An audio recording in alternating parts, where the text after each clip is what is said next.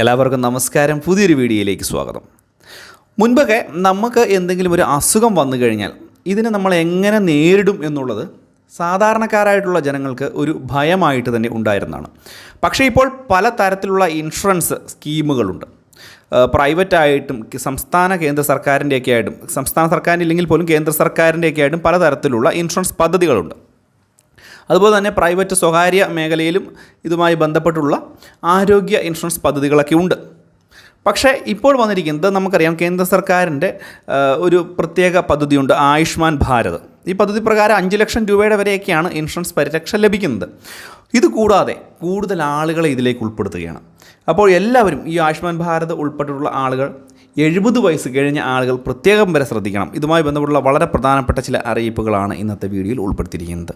Channel ആദ്യമായിട്ട് കാണുന്നവർ തീർച്ചയായിട്ടും ചാനൽ സബ്സ്ക്രൈബ് ചെയ്യുക. ഫേസ്ബുക്ക് വഴി വീഡിയോ കാണുന്നവർ ഫേസ്ബുക്ക് പേജ് വരെ ഒന്ന് ഫോളോ ചെയ്യുക. 70 വയസ്സിന് മുകളിലുള്ളവർക്കുള്ള ആയുഷ്മാൻ ഭാരത് ഇൻഷുറൻസ് പദ്ധതി അടുത്ത മാസം മുതൽ പ്രാബല്യത്തിൽ വരും എന്ന് പ്രധാനമന്ത്രി നരേന്ദ്രമോദി തന്നെ ഇത് ഉദ്ഘാടനം ചെയ്യുമെന്നും ഇപ്പോൾ അറിയിച്ചിരിക്കുകയാണ്. ലോകത്ത് ഏറ്റവും അധികം ആളുകൾ ഉൾപ്പെടുന്ന സൗജന്യ ആരോഗ്യ ഇൻഷുറൻസ് പദ്ധതിയായി ആയുഷ്മാൻ ഭാരത് മാറുമെന്ന് കേന്ദ്ര ആരോഗ്യമന്ത്രി JP നദ്ദ തന്നെ ഇപ്പോൾ അറിയിച്ചിരിക്കുകയാണ്. മുതിർന്ന പൗരർക്ക് പ്രത്യേക കാർഡ് ലഭ്യമാക്കും. ഇതിനുവേണ്ടി പദ്ധതിയിൽ പ്രതിവർഷം 5 ലക്ഷം രൂപയുടെ സൗജന്യ ചികിത്സ ആനുകൂല്യമാണ് ലഭിക്കുന്നത്.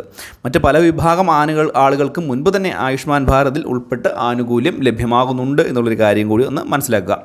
ഒരു കുടുംബത്തിൽ ഒന്നിലേറെ മുതിർന്ന പൗരന്മാർ ഉണ്ടെങ്കിൽ ഈ ആനുകൂല്യം അവർക്കിടയിൽ പങ്കുവയ്ക്കുകയും കുടുംബത്തിലെ മറ്റുള്ളവർക്ക് ഇത് ലഭിക്കുകയും ചെയ്യില്ല. ഇതുകൂടി ഒന്ന് മനസ്സിലാക്കുക. ഈ മുതിർന്ന പൗരന്മാരുണ്ടെങ്കിൽ, ഈ കുടുംബത്തിൽ ഒന്നിലേറെ മുതിർന്ന പൗരന്മാരുണ്ടെങ്കിൽ ഈ ആനുകൂല്യം അവർക്കിടയിൽ പങ്കുവയ്ക്കും. പക്ഷേ കുടുംബത്തിലെ മറ്റുള്ളവർക്ക് ഈ ആനുകൂല്യം ലഭിക്കില്ല. വളരെ ചെറുപ്പക്കാരായിട്ടുള്ള ആളുകൾക്ക് ഒന്നും ഈ ഒരു ആനുകൂല്യം ഇത് ലഭിക്കില്ല. ഇത് മുതിർന്നവർക്ക് മാത്രമായിട്ട് ഉള്ള ഒരു സ്കീമുമായിരിക്കും. മുതിർന്ന പൗരന്മാർക്ക് ഉള്ള ആയുഷ്മാൻ ഭാരത് പരിരക്ഷയ്ക്ക് കുടുംബത്തിൻ്റെ വരുമാന പരിധി ബാധകമായിരിക്കില്ല എന്നുള്ളൊരു കാര്യം കൂടിയുണ്ട്. നിലവിൽ ആയുഷ്മാൻ ഭാരത് പദ്ധതിയുടെ ഭാഗമായ കുടുംബങ്ങളിൽ മുതിർന്ന പൗരന്മാർക്ക് 5 ലക്ഷം രൂപയുടെ അധിക പരിരക്ഷയും ഇതിലൂടെ ലഭ്യമാകും. വളരെ പ്രധാനപ്പെട്ട കാര്യമാണ്. ആയുഷ്മാൻ ഭാരത് സാധാരണ എല്ലാ വീടുകളിലും തന്നെ ഉണ്ട്. അതിൻ്റെ ഒരു ഭാഗമായിട്ട് എല്ലാവർക്കും 5 ലക്ഷം രൂപയുടെ ആനുകൂല്യമാണ് ലഭിക്കുന്നത്. ഇത് കൂടാതെയാണ് മുതിർന്ന പൗരന്മാർക്ക് 5 ലക്ഷം രൂപയുടെ അധിക പരിരക്ഷ ഇതിലൂടെ ലഭിക്കുന്നത്. അപ്പോൾ ചുരുക്കി പറഞ്ഞാൽ വലിയ രീതിയിൽ 10 ലക്ഷം രൂപയുടെ വരെയൊക്കെ ഒരു പരിരക്ഷ ഇതിലൂടെ ലഭ്യമാവുകയാണ് എന്ന് ചുരുക്കം. പുതിയതായി പദ്ധതിയുടെ ഭാഗമാവുന്നവർക്കും PMJAY കാർഡ് ലഭ്യമാക്കും എന്നുള്ള അറിയിപ്പും വന്നിട്ടുണ്ട്.